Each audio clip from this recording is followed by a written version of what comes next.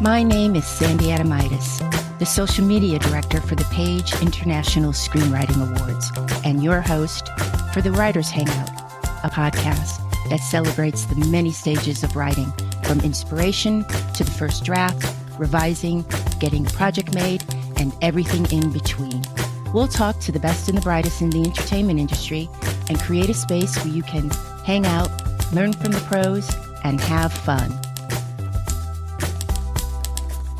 Hey writers, it's Sandy. Boy, do we have a special episode for you today. Our guest is Stan Zimmerman, a film and television writer who has been nominated for Best Comedy Episodic Writing on The Golden Girls and Roseanne. Stan and his writing partner also created the Lifetime sitcom Rita Rocks and wrote on both Brady Bunch movies. Stan has a new book, The Girls, From Golden to Gilmore, out now and available on Amazon and wherever you purchase books. The Girls, From Golden to Gilmore is the story of Stan, once a gawky Jewish boy who dreamed of becoming a wildly successful actor, rich enough to build his own mansion in the Hollywood Hills. While the actor part didn't quite pan out, Stan found success as a writer, producer, director, and playwright, working on such shows as The Golden Girls, Roseanne, and Gilmore Girls. Let's start the show. Stan Zimmerman, thank you so much for joining me on the Writers Hangout. Thank you for having me. Stan, I don't know where to start. I mean, neither do I. And obviously I don't know where to end. I just don't know where to start because I can't express how much I loved your book. Oh, thank you. The Girls, From Golden to Gilmore. Should I gush over how amazing a human being you are? Please. It's funny because most of my career, people don't gush. They tell me, no, can't do this, can't do that. You're not right for this. I know people see and hear the glamorous parts, but in any writing career, there's a lot of ups and a lot of downs, and you have to be able to ride them. But I have a friend who says, I'm going to be the devil's advocate for you. I'm like, no, I don't need that. I need support. You got to the end of the book, so you know how it ends. But really, my mom was my biggest cheerleader and always there. And so not having her here for 2.5 years now is still really difficult, and grief, it's a journey, but some days you're okay with it and other days, but I miss her every single day, and her birthday's coming up. So when is her birthday? On the 28th of February. So I 28th. feel like I'm thinking of her just a little bit more, but not having that person there to cheer you on no matter what is definitely something. Well, she raised an amazing human being. So I can gush about how wonderful you are, but I have to thank your mom for that. Yeah, let's gush about her. She would always say, I did all the hard work. Whenever I had a birthday, she's like, I pushed you out. It was me doing all that and carried you for 9 months. What did you do? I sat in there, but she could tell that I was like laughing inside. I was very active in there. And so she always was thinking I was having a party in there. And she said I came out with a huge smile on my face, which was the opposite. My brother came out crying and screaming. So really, maybe there's something to it that you're kind of formed in there. And I just came out happy. And my father used to say that I looked at life through rose-colored glasses. And as a kid, I had no idea what that meant. I do now. And he actually bought me a pair of purple lens glasses. Little did he know what that would do to me. That's good old dads. Let's talk a little bit more about your mom. Your mom attended every play you performed in as a kid.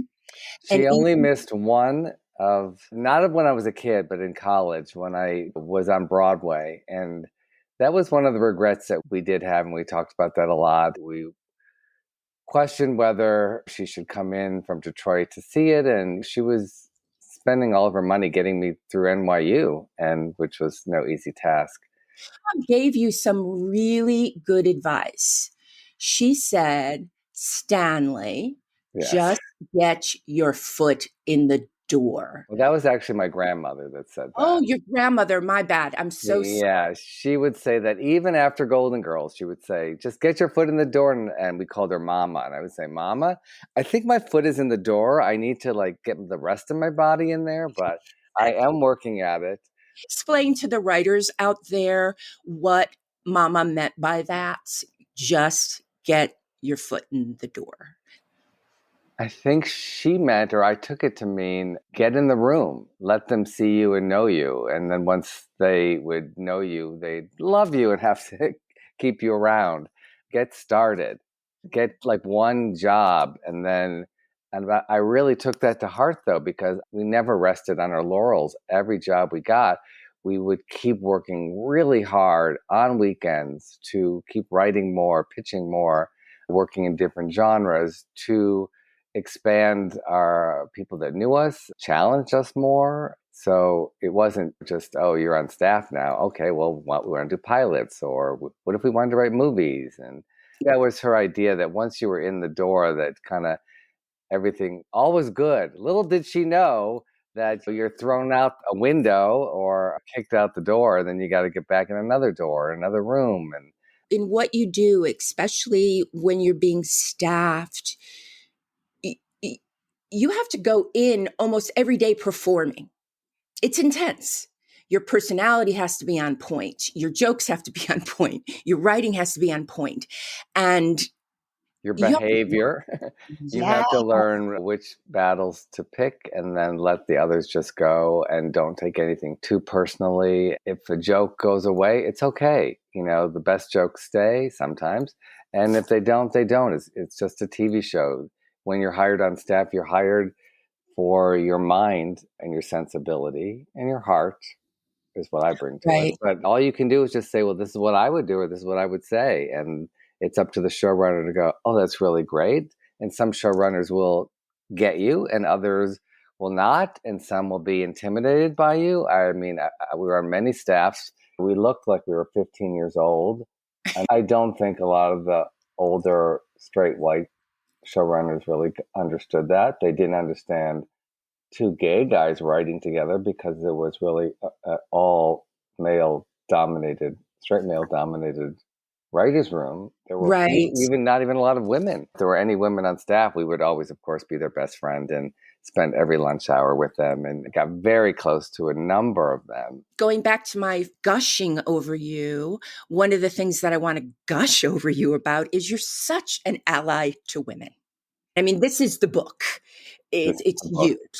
I don't hear many men speak of the women in this industry the way you have in your book. Fellow writers, higher ups, actresses. Well, the book is really a Valentine's to all those women. I shouldn't read some of the reviews on Amazon or Goodreads, and some people may wanted more tea spilled about them, but that's not me. I mean, some of it is, and you'll have to take me out for Oh, no, a cocktail for those stories. But you explained what their houses looked like and what neighborhood. I love that. I passed by Estelle Getty's old apartment, and she was just in a regular apartment. It was 2 or 3 floors, I think. It's right on Hollywood Boulevard. Right. Well, I Googled Passed it. that, of Yeah. course. I had to look at the apartment building.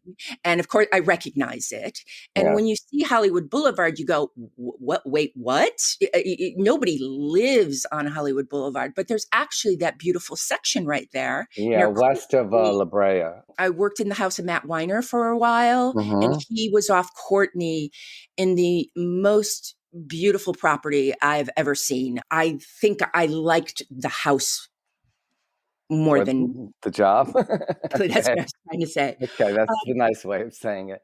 You guys, And because I was always friends with women or girls when I grew up, that I would gravitate towards the writers on staff or to actresses. I just always loved actresses, and the movies I watched, the TV shows I watched, I was just fascinated. And I felt that the actresses were given more to do, really, because I felt like women were allowed to be more verbal and expressive, whereas men, when I was growing up, we were taught to be stoic and be strong and don't speak of your feelings. So as a writer, you're going, well, what do I do with that?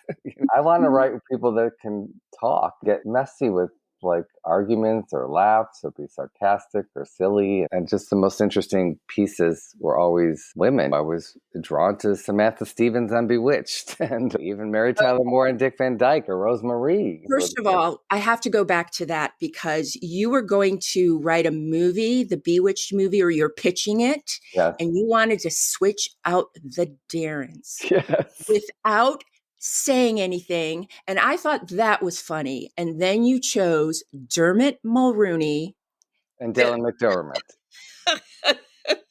Because they were always confused, and people you have to know the original series, and that was such an in-joke. So they switched the actors of Darren's, and it was Dick York and Dick Sargent. So the names kind of were similar, and they never said anything to the audience, and they felt like the audience wouldn't know.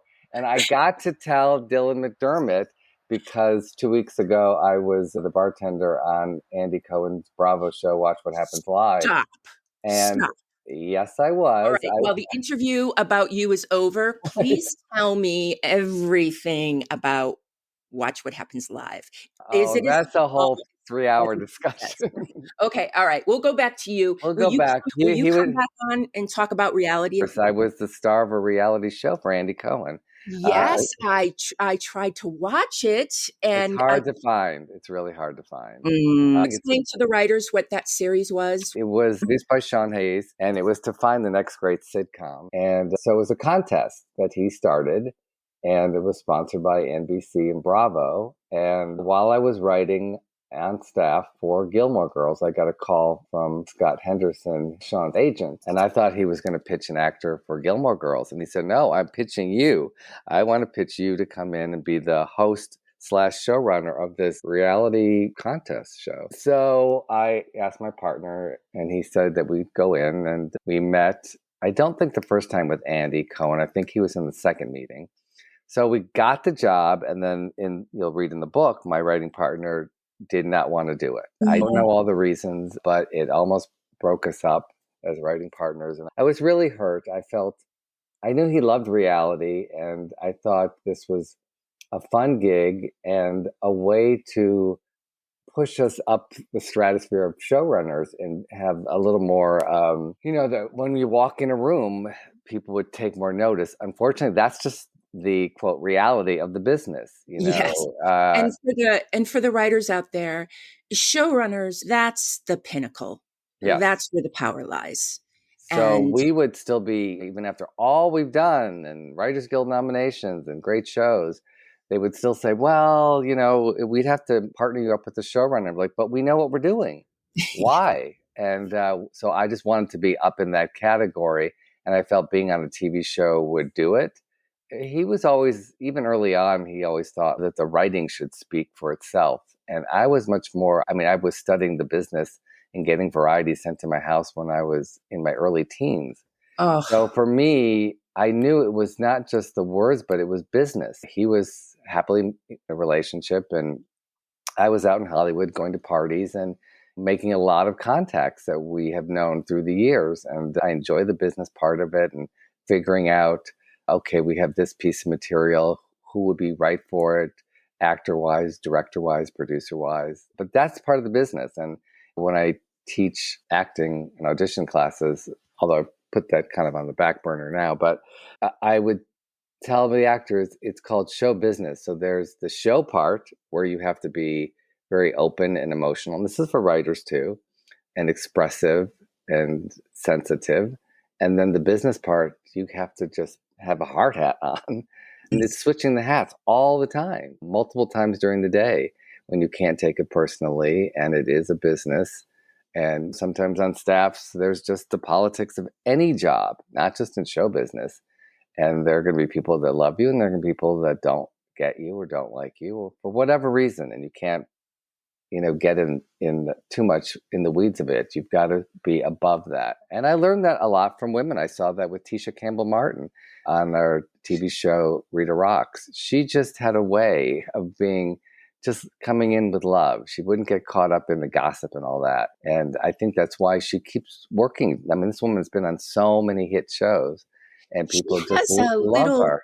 She had a little club for the longest time, I think, right up the street from me in Studio City. Yes, I went to that club and Oh, had many drinks. And we had a little Rita Rocks reunion, and we surprised her. I just adore her. I would do anything to work with her again. But Rita Rocks, it was a sitcom we wrote on spec because we loved American Idol and we loved Roseanne. So we created a show about a mom that starts a garage band with her postal worker, which was love that. Tisha, and a unemployed male neighbor and her daughter's cute boyfriend. And I got to go into a recording studio every other week with the great Tisha Campbell Martin, and we would just figure out the songs together. And she Wow. would just say, like, oh, I'll do this riff here and I'll do this there. And I would just sit in awe and going, you need to start recording again. She had a few records, I think, early in her career, around the time when she was in the movie Little Shop of Horrors. She is an amazing singer and person and human being. Can we go back a little to when you started your career? You've brought this up a little already. You could not tell your coworkers you were gay when you started your career. And it's not conjecture. Your reps told you to bring a beard to a premiere of Just Our Luck. Oh, that With was what a woman was called. They were called beards. And Yeah. And you went yes, from this to writing the famous Roseanne kiss while being yourselves on the show. That has to be a big head spin. Do you ever look at the younger writers and think, puff puff, you have no idea? um, Or is it all love that no, I mean, I joke about it. And I've done panels with Outfest, which is the Gay and Lesbian Film Festival, with younger writers. And I can hear an audible gasp in the room. And even, just when I do cons and fan festivals, when I talk about having to be in the closet on Golden Girls, because people think of that show as such a progressive show. But back then, it was just not. Which just seems so ridiculous now. I can't even oh, think I know. of an explanation of why. Why couldn't you be yourself?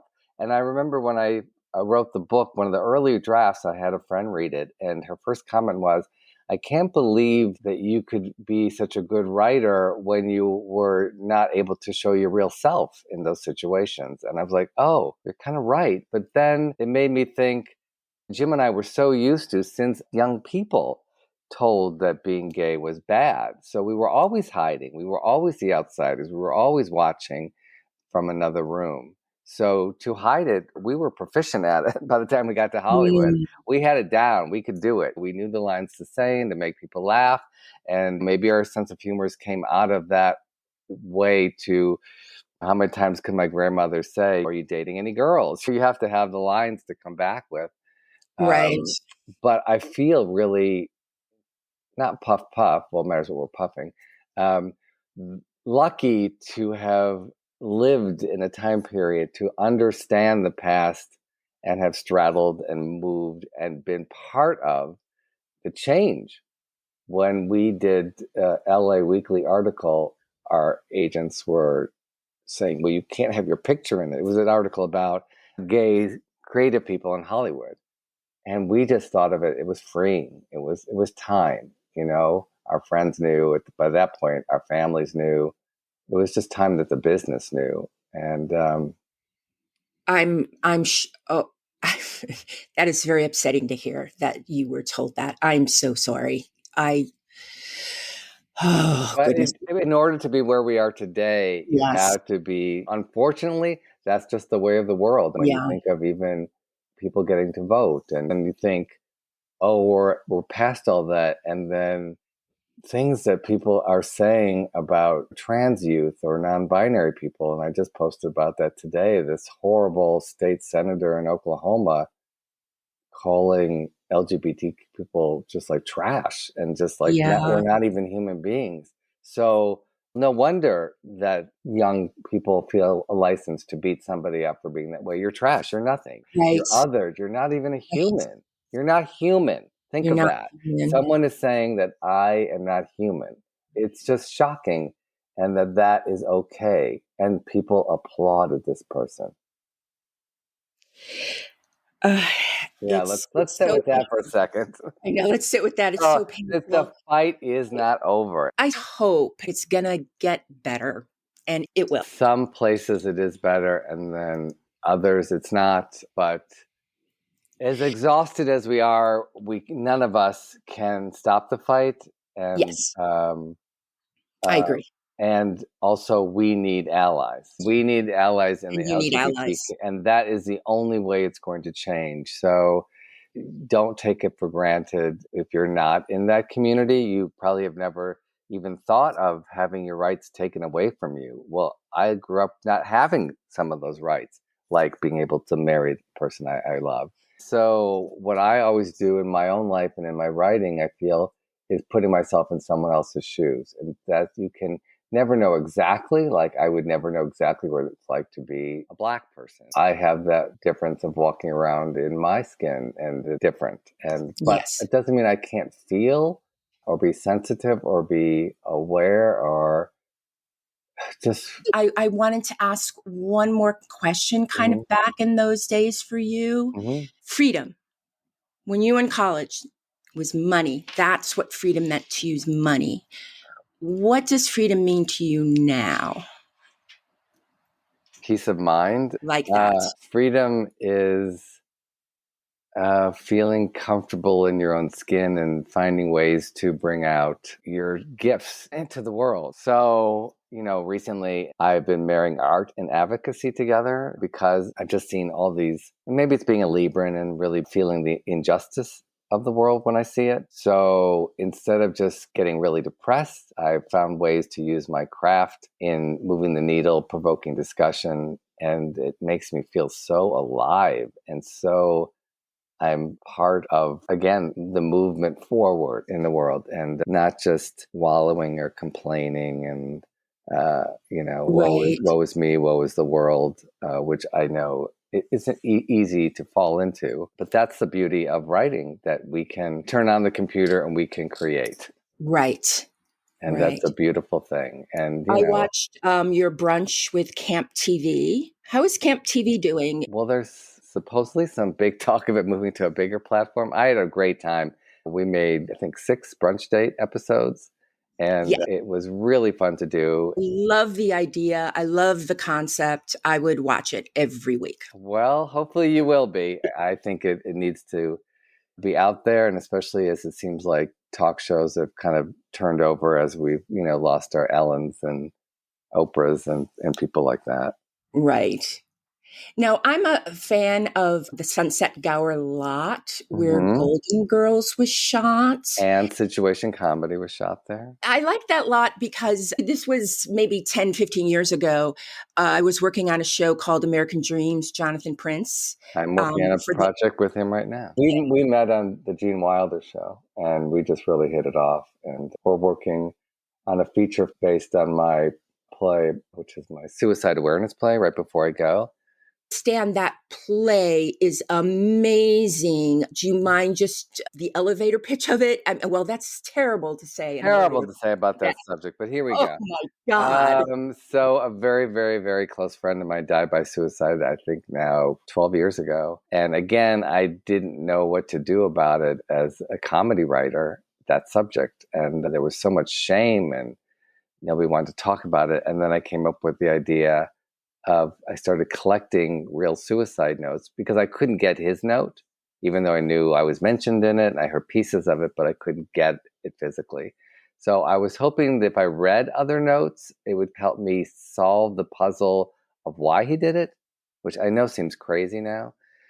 But I was just grappling with anything because it didn't make any sense to me. And so then I put all those notes together in a play, kind of like love letters or vagina monologues, created to be read on stools and music stands so that anybody could put it up very cheaply. It could be done with 1, 2 rehearsals. It could be done with Brilliant. one person. I've done it with 25 people. Anyway, I started at the 2015 Hollywood Fringe Festival. And since then, I had a director suggest that I add a narrator character. Kind of, he wanted it to be me. I didn't want to add my story in.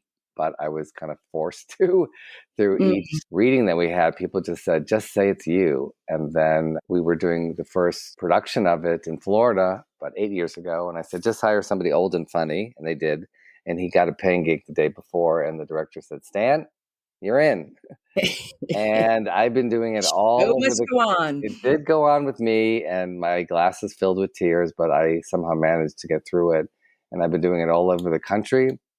I've done it in small communities with college kids. I've done it with famous people like Vanessa Williams, Blair Underwood, Hill Harper, Virginia Madsen, cast members from Gilmore Girls. Wow. And it's my first published play. I now have 4 published plays, and they had me do a school edition. So we're just last Thursday, we tested it out at a Birmingham charter school in the Valley.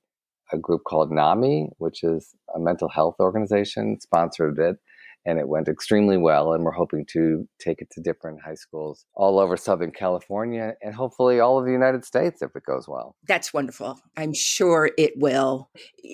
For Golden Girls, can you just talk a little bit about your time on staff there and your door jam idea? Can you explain what happened where your life was kind of just like turned around in a door jam? We had a staff job, and then we were doing episodes for different shows. We did one for Fame, starring a little-known actor called Janet Jackson, and directed by no one that's ever heard of this director, Debbie Allen. And we were pitching it to Family Ties, and we got a gig doing an episode for Valerie Harper's sitcom. And then all of a sudden we got a call, would we go in and pitch episode ideas for this new NBC show starring 4 old ladies in Miami Beach. And then we heard who the cast was. So we went in and we watched it. We came up with a bunch of episode ideas. We came back in and pitched them, and they hated all of them. And back then, the conventional wisdom was great cast, really funny script, but who's going to watch a show like that? But we just loved those ladies. And then we were walking out of the room, and I was in the door jam, and something just came over me, and I turned around and I said, what if Rose's mother came to visit? And there was quiet. And then they said, interesting, come back in and let's talk about it. And we came back in and we started pitching out different ideas for it.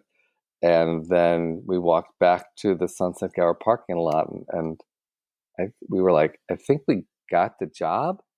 So they paid us to write a freelance episode, and we wrote it really quickly, and we turned in the first draft, and they were like, oh my God. To have writers, and young writers especially, be able to bring in a first draft that they could use, you just want to grab those writers. So they were instantly like, we need to get these 2 on staff. And they brought shooting the white pages. Yeah. So they brought us right on staff, and then suddenly they gave us another episode and another episode, and we got to do 3, which is a lot for staff writers.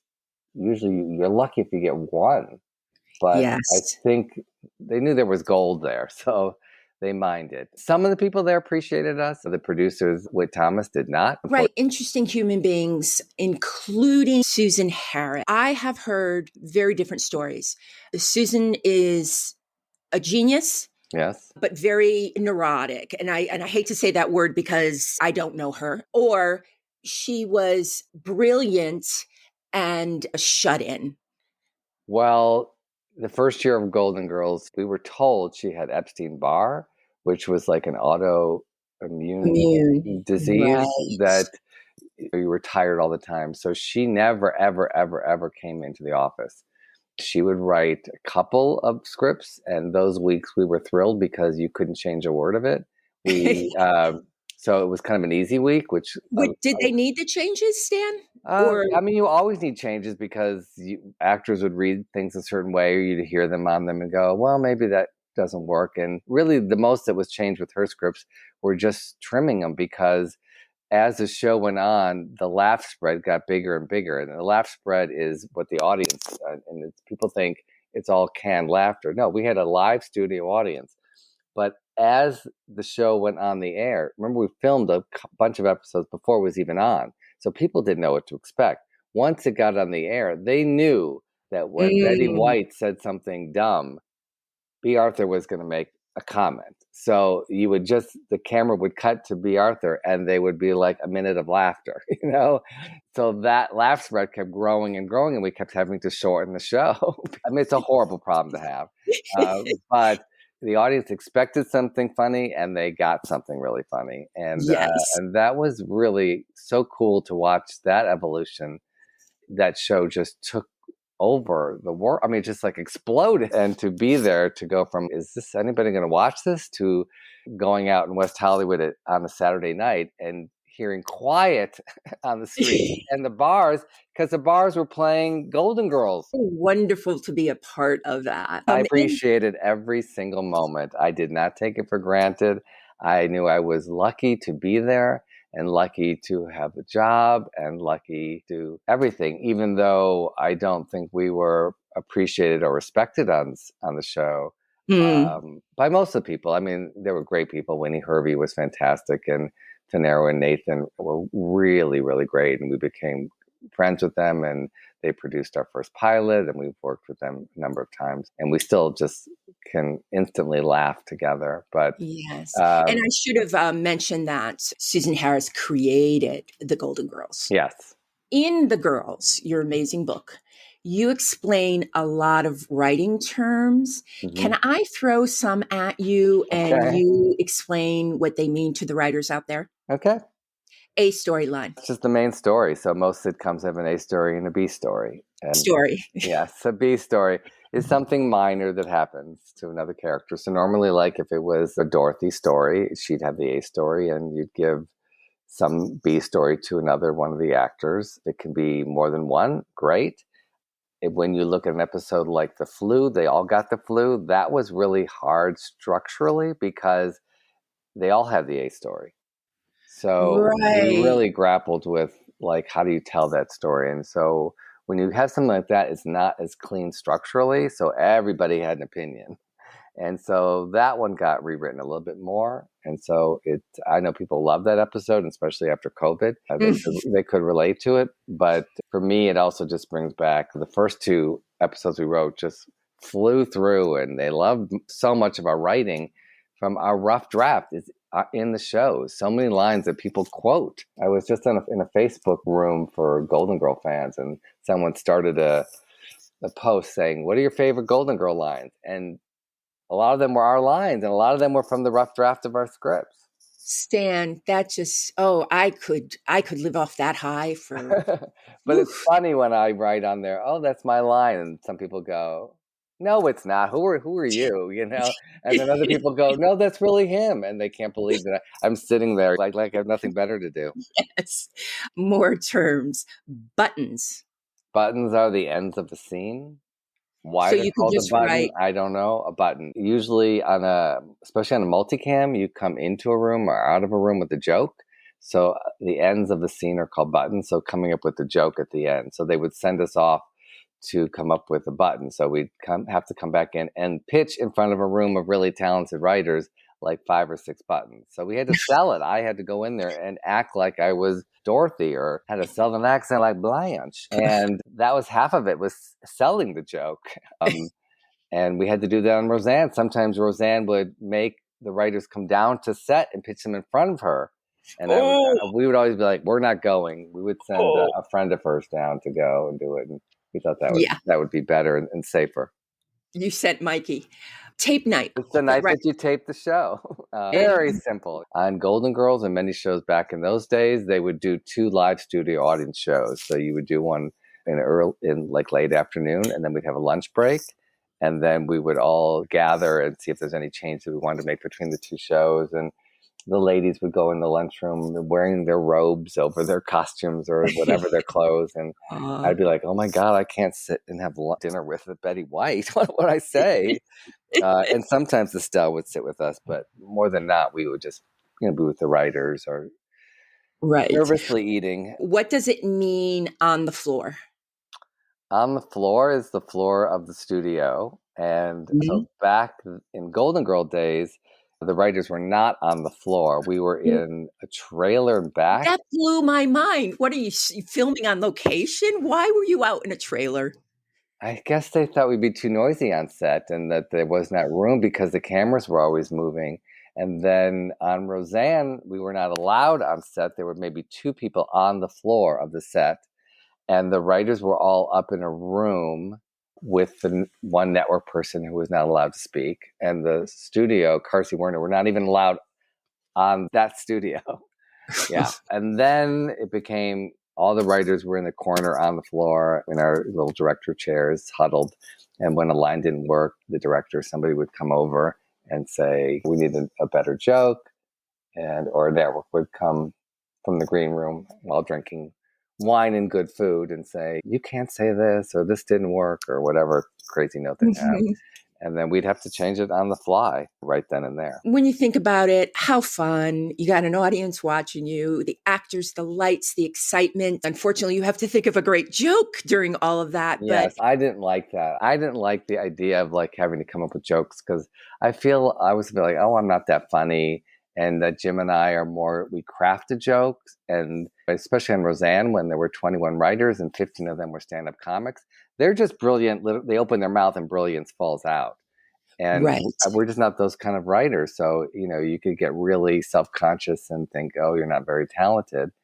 Well, this leads me to my next question. One of the things that you and Jim, your writing partner, that you're so good at is finding a compelling storyline through the character. Mm-hmm. Yeah, you might not have the button, but you're going to have the premise that carries you through the whole script. And you do that mainly by challenging their personality traits.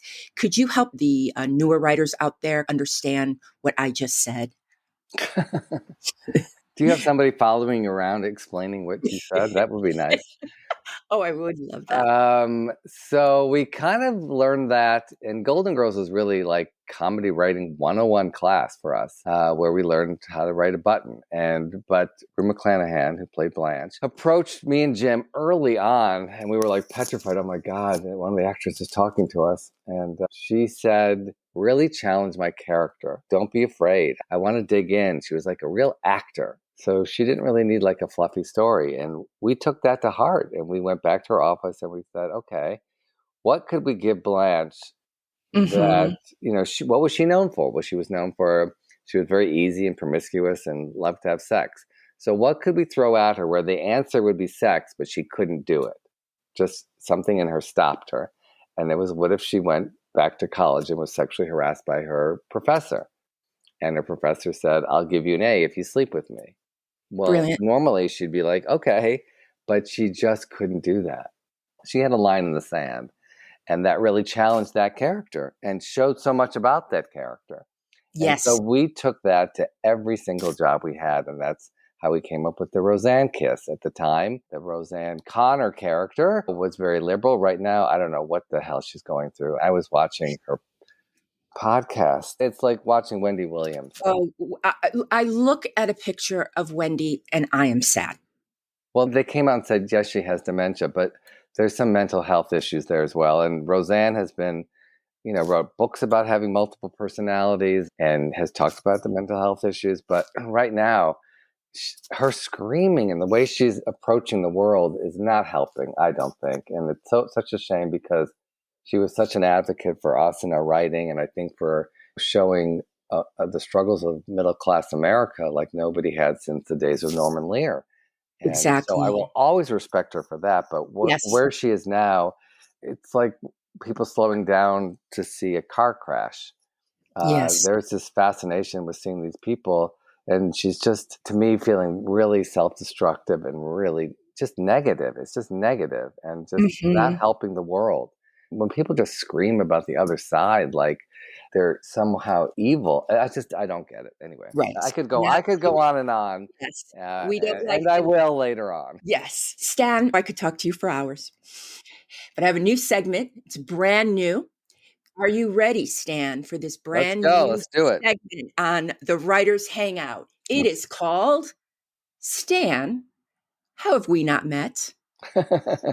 We have so many people in common. So, Stan, how have we not met? Besides Darlene Chan, Mm-hmm. the amazing, We love amazing her. Darlene Chan, who I Yes. love with every fiber of my being, and introduced us, so I was able to get you on the podcast. Then there's Mindy Sterling. Oh my God, she's my muse.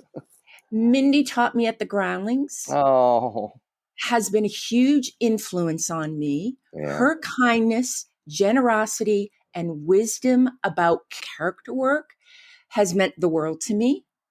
So I've only directed her in 20,000 plays. Why did you never come to any of them?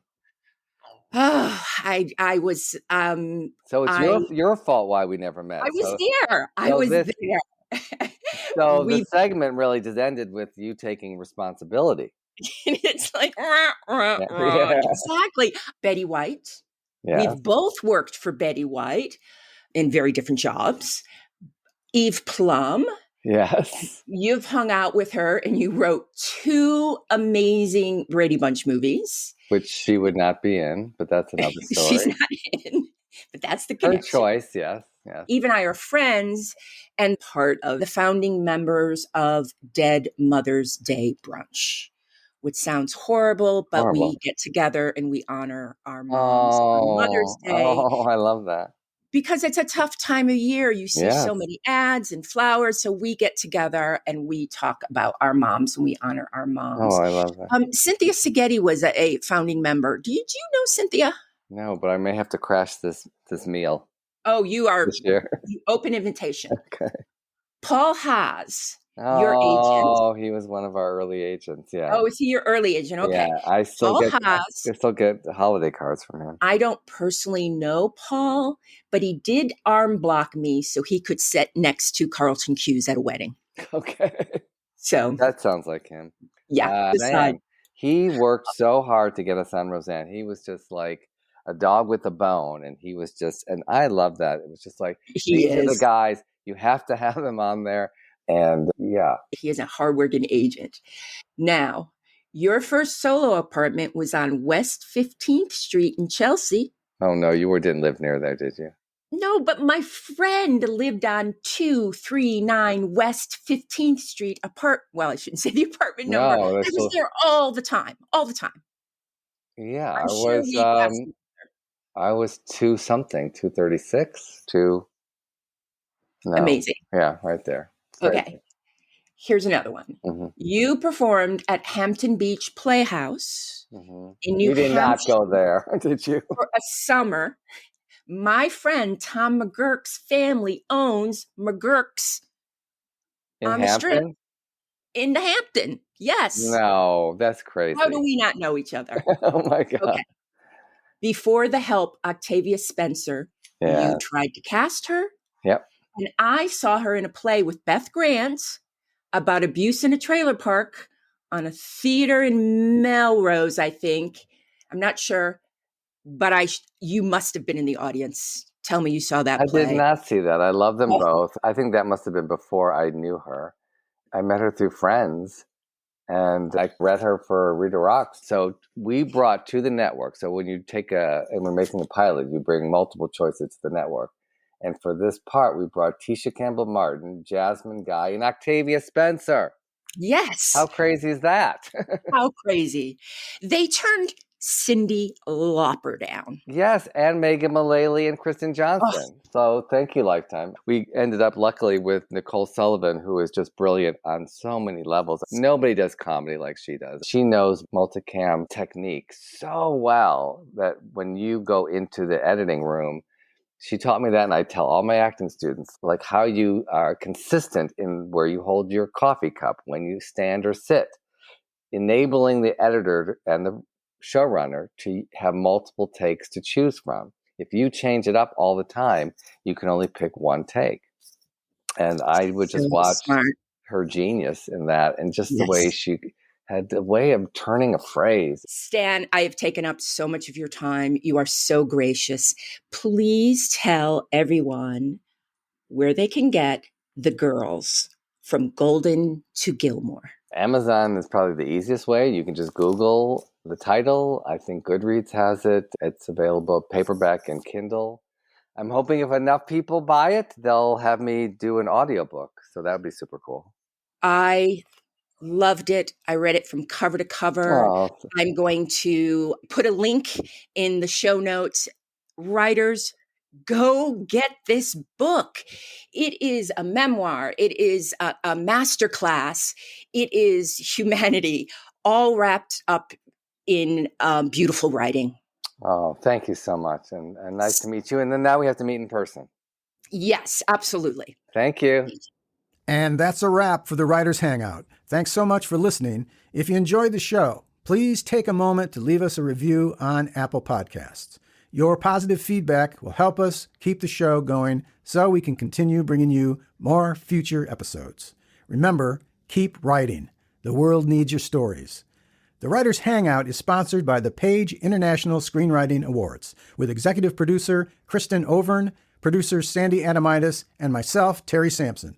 And our music is composed by Ethan Stoller.